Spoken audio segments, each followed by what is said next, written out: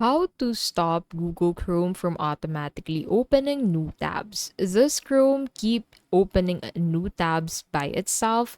Let's fix it step by step. So go ahead and head over into the settings of Google Chrome, and then from here, go ahead and select settings. So in here, head over into the on startup section. So you'll find it at the left side of your screen.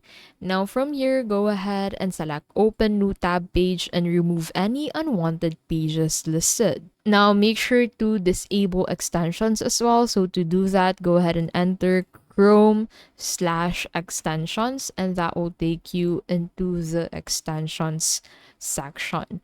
So in here, go ahead and disable or remove extensions you don't recognize. Many cause unwanted tabs. Now make sure to clear cache and cookies under privacy and security. This removes stored scripts that may trigger auto tabs. In settings, go ahead and go to reset, and then make sure to clean up the computer. Run the scan to remove harmful software. If the problem persists, uninstall Chrome and reinstall the latest version from Google's official site. Resetting, startup, disabling extensions, and running cleanup stops Chrome from opening tabs automatically. And that is how to stop Chrome auto opening tabs.